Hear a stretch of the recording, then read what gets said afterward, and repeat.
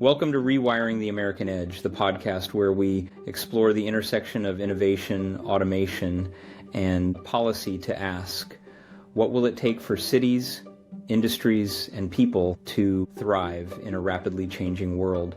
I'm Billy Riggs, urban planner, professor, entrepreneur, and technologist, and with my co-host Vepil Vyas, we explore how to build more competitive, inclusive, and resilient economies around the world.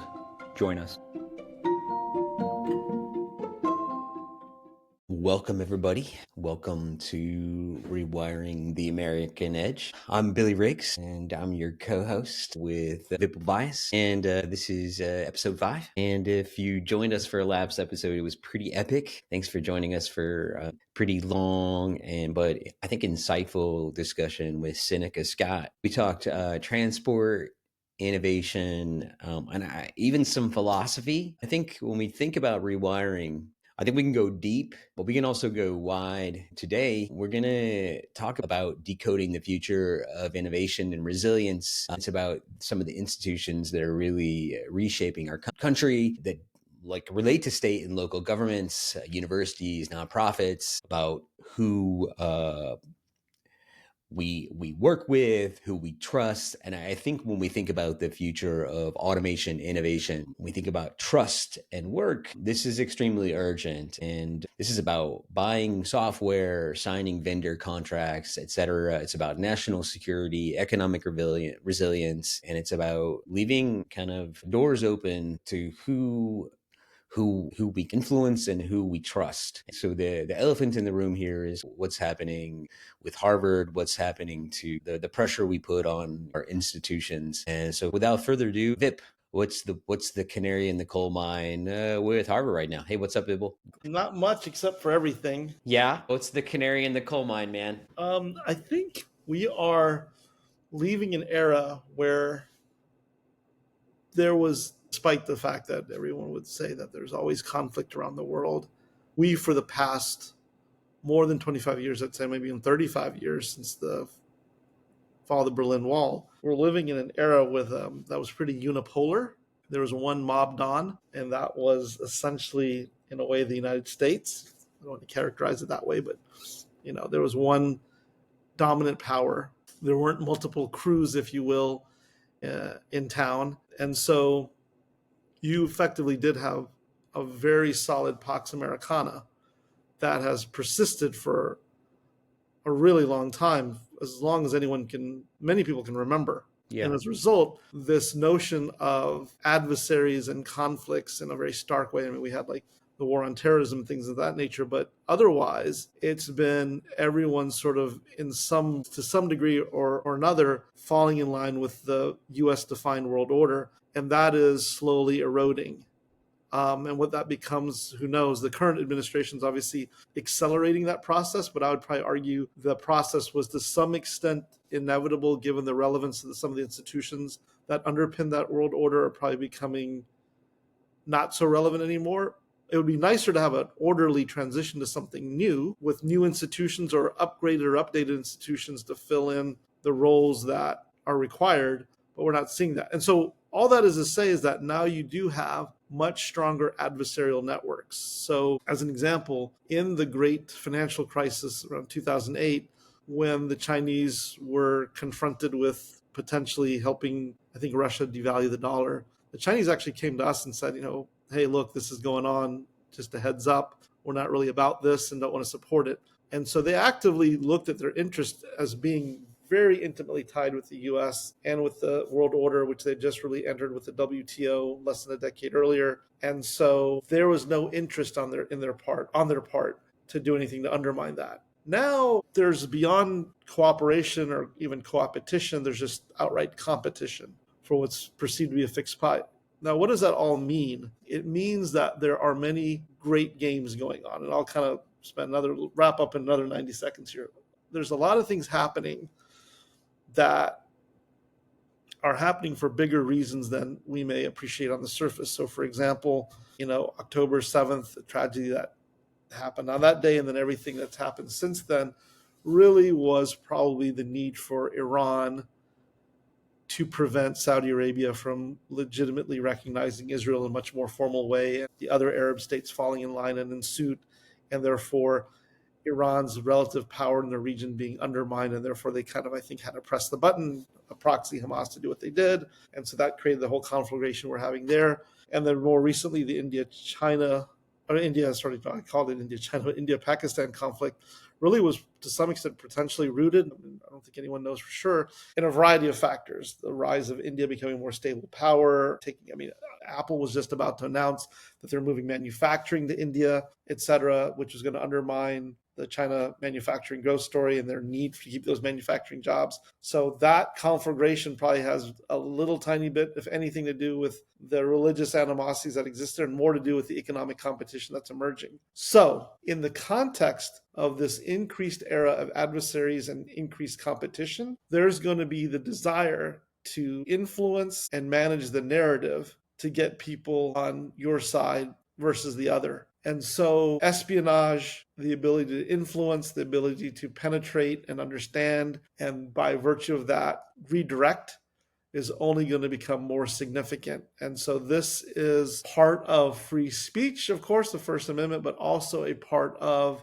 measures and countermeasures in terms of wielding soft power by various forces in the world. Yeah, I think Vipul too, if we were to kind of, for the audience to kind of rewind and situate what we wanted to talk about today, which is kind of this concept, and I kind of wanted title this today kind of like about foreign affiliations, U.S. institutions. We seem like I've been using the term guarding the gates. We're like putting up walls around the gates of our institutions, and that sounds kind of like a term, guarding the gates. Should we be guarding the gates? That's an open question, but we started a couple of episodes ago, I threw out this term co-opetition with regard to transportation and innovation, because we're seeing cooperative competition in my industry that I focus on, and one of the industries we focus on is transportation innovation. And particularly in the EU, we see this emergent trend, and we have to, on a global level, co-opetition is beneficial. And we ended up our discussion last week with Seneca. A big theme was innovation and entrepreneurship on a global level, and particularly when we think about competition in the global market race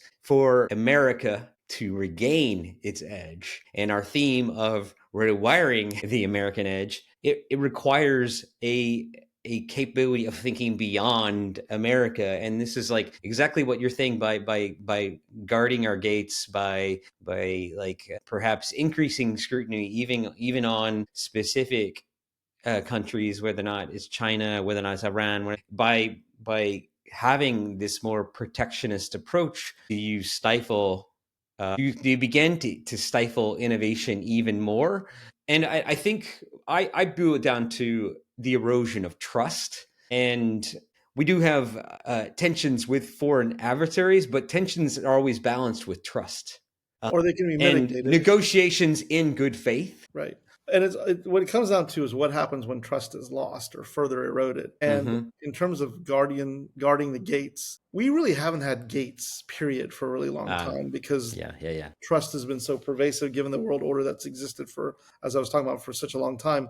The issue becomes, is the current administration overreacting with the entire foreign student ban at Harvard? Now, there's a lot of dimensions to it. They're going after Harvard to set an example because it's the pinnacle institution. Well, yeah. Well, maybe let's get it because let's brass tacks it down, because like I think we're talking about this. So let's go down to kind of the example number one, and kind of like go down to the news. Yeah. Backlash. Chinese student chosen as commencement speaker in the context of kind of canceling over $100 million in federal contracts, scrutiny over free speech or scrutiny over academic freedom. I can say I had some federal grants revoked as well. There's definitely a congressional probe over research affiliations with what were considered foreign governments, China, Iran, potential Russia. That's the backdrop. What does it mean? What does it mean, Vip? Well, I think there was an article, I think it was in the New York Times, or maybe it was the Washington Post, I forget, that there was a joke that there were so many Chinese Communist Party officials had gone to Harvard. They referred to it as their party school. But the issue is there's a few things going on. One is there was a law that was passed, I believe, in June 2017 that essentially says that compels, I think it's like Section 7 or something like that, of this Chinese espionage law that, like I said, was passed just under a decade ago, that says any Chinese national can be compelled by the government to reveal secrets or divulge what is requested of them. And so this essentially makes anyone, whether they want to or not, be a spy, effectively, for the CCP. So that creates all sorts of interesting tensions where even people who are, and most of the people are going to be just coming here to get an education, innocently looking to improve their lives, improve their lot in life, work and be around and be educated around the best in the world. But as virtue of that, they're going to also get to be exposed to our best ideas, and our best ideas get now, because of this law, exposed to potential loss to an adversary. So that creates some clear tensions. Now there's some other very tactical things going on. So for example, the US military has a contract with a company called tutor.com, I believe. And so do many academic institutions and libraries across the country that are owned and operated obviously by municipal or county governments. Mm-hmm. And that particular vendor is owned by, I believe, a company called Primera Capital out of Hong Kong. And so Primavera Capital Group. And so they, as part of an extension of this law and just kind of Communist Party general operating theory, is even if this private equity firm based in Hong Kong has no intention of doing anything more than making money off of their investment in tutor.com, they can be, to some degree, compelled into doing more, into divulging more. And it's a two-way street there. Through that relationship that they have with students, whether military or otherwise, they can influence thinking. They can also just understand what thinking exists, and tapping into divisions and fractures in society, taking advantage of those, exploiting those, understanding through AI what resonates, what messaging works, what doesn't work. I mean, you're looking right now into my home. You can peer into my life, and I've got, fortunately, this blank wall behind me, but if I was looking at the other part of my living room, you can get a sense for what my situation was, what my life is like, and then use that to take advantage and message to me the things that would resonate with me. Now, if you look at the other thing that's happened more recently, is that there was, TikTok, which is owned by ByteDance, which is a large Chinese media company, software company. ByteDance, TikTok, officially TikTok is based, I think, in Los Angeles, though it is owned by Chinese overseas interests. The backlash when people thought TikTok was going to get banned was significant, because it's embedded itself into our lives in ways that has not been allowed to occur the other way around. So American social media companies really can't operate freely because they don't really abide by all the censorship restrictions that are required, can't really operate within China.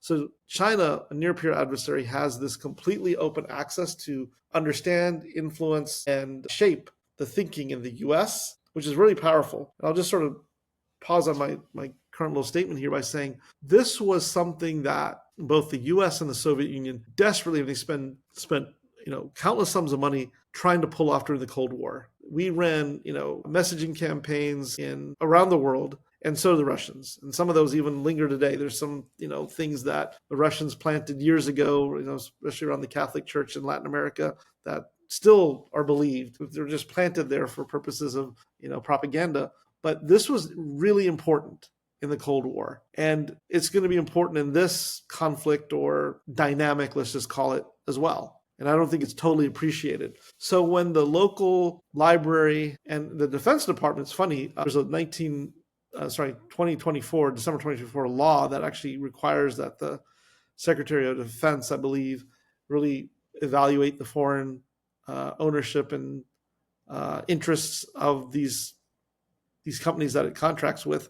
I guess that was ignored for whatever reason. I'm not sure what the details there are. But the point is that we can unwittingly become useful idiots in a bigger game that we don't fully understand. And so unlike what the behavior that we exhibited for most of the past 35 years, I don't think we can be that blind anymore, even though we want to have the assumption that everyone's coming in with the best intentions, which in many cases is truth. But how do you catch the tunas without catching the dolphins is the trick. But I think, well, nice anecdote.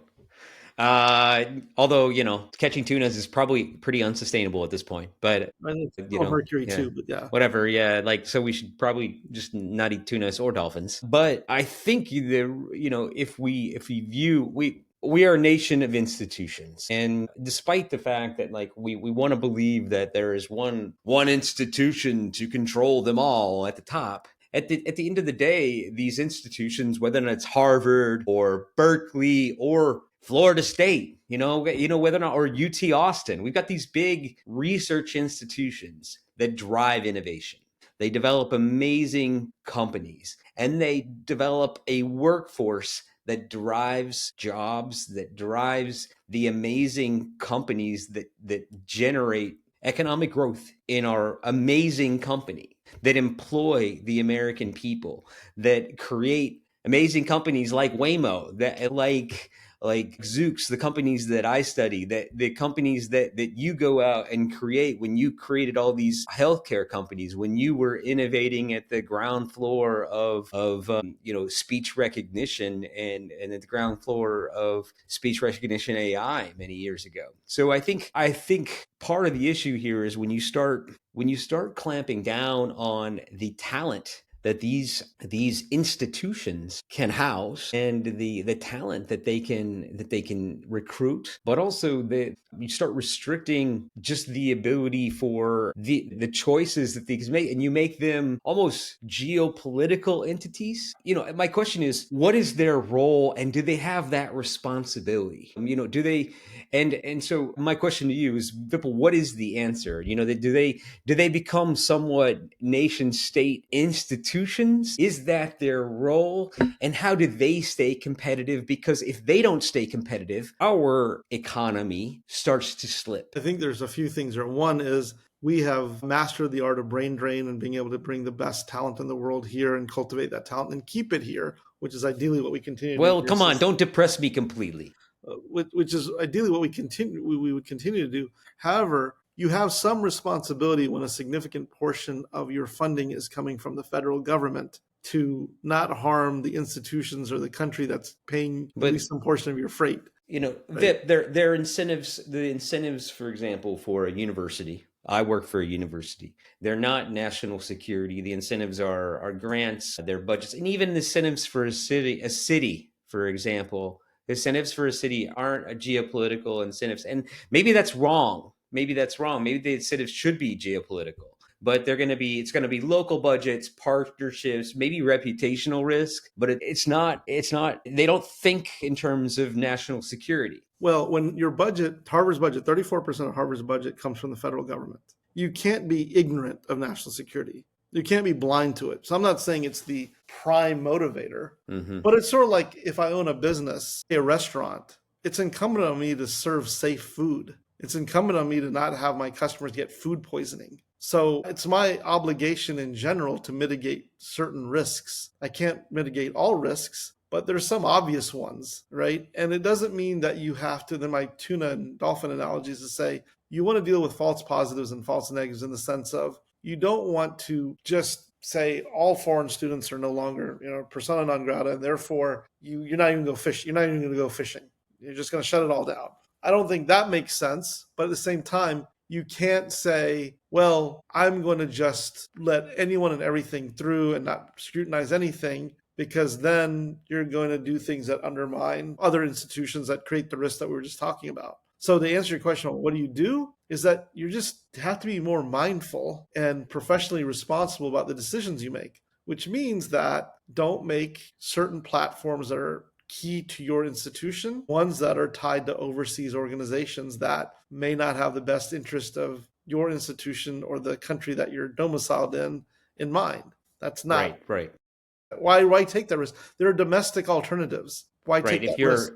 If your city is using a smart city infrastructure with a foreign firmware, if your student database is stored offshore, etc., you've created a soft target. Yeah. Now the question is, how do we mitigate? Where do we go from here? Whose role is it to take on that responsibility? Is it the role of the institution? Is it the role of the federal government to police that?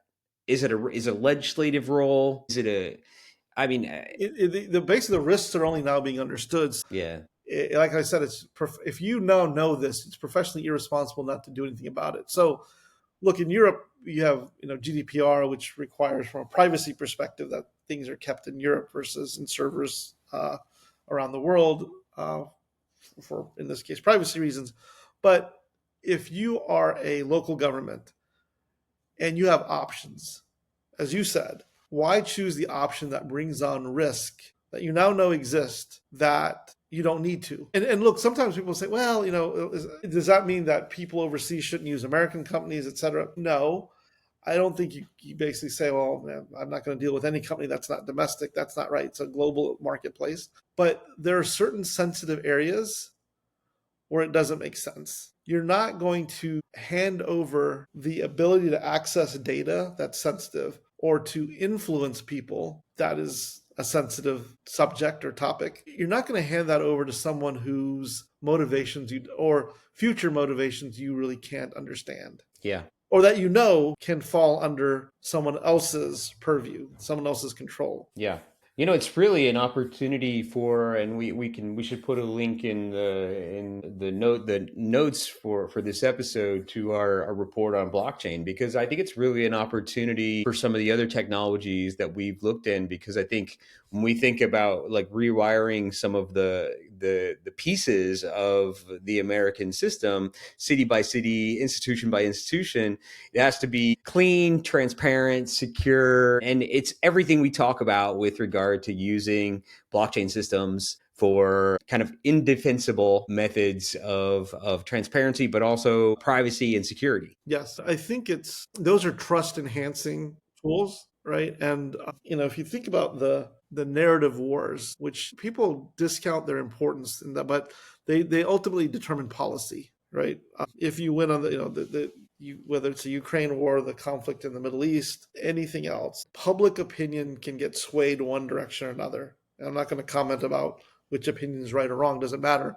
But things can go different directions based on who's influencing that thinking. Now, if you look back in the early part of this current century, the New York Times was extremely influential in promoting the invasion of Iraq. Right? This was the Judith Miller era, where the Times was pumping out articles about Iraq's imminent access and control of weapons of mass destruction, etc. And so this was a cry for urgency that there's a 1% chance, but that 1% is not worth tolerating. It's just too dangerous. And so the Times essentially, in a coordinated fashion, walked us into a war that cost us trillions of dollars in the end. And so the implications of shaping thinking are not trivial. I think it's harder these days to dictate broad public thought because there's so many different sources of information, and the marketplace of ideas is much more robust. But I think it's much more insidious when you don't control maybe a large publication, but instead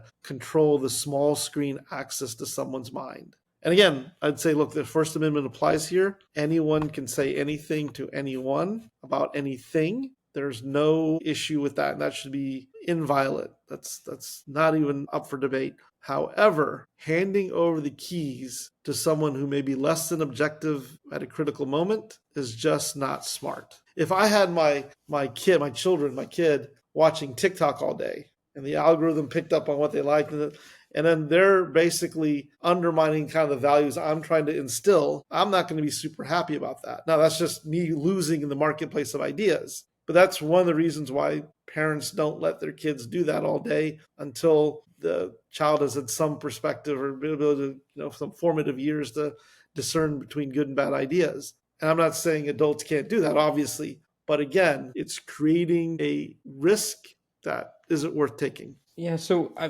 think though, we started off kind of at a bigger kind of like framework, which was kind of like what happened at Harvard and kind of the full-blown policy escalation. And I like that we've now kind of distilled this down to kind of the pragmatics of, hey, that there is a clear issue here, and there's a need for clear frameworks and transparency to rewire the American interest and prevent these type of issues and protect the workforce and the interests of competitive innovation. But how do you protect that interest without preventing the cultural flashpoint and punishment that has occurred?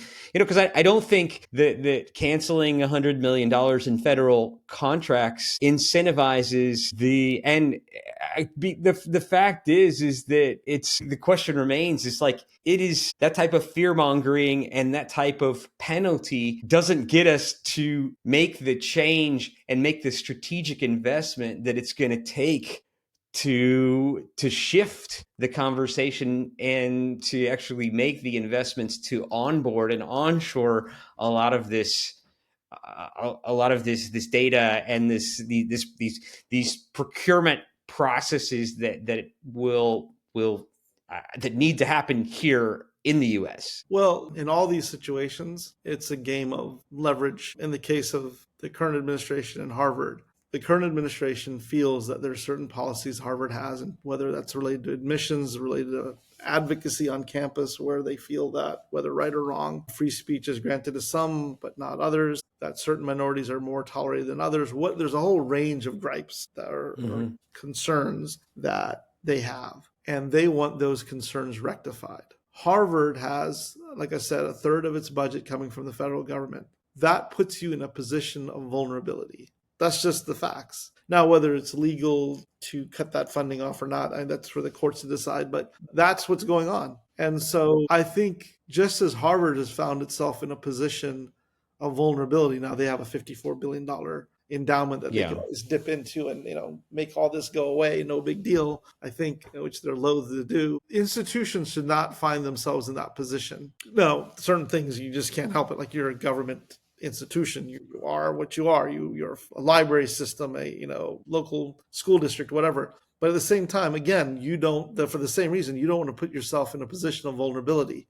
So doing things that could get you in trouble, that could expose you, don't make sense to do. Yeah.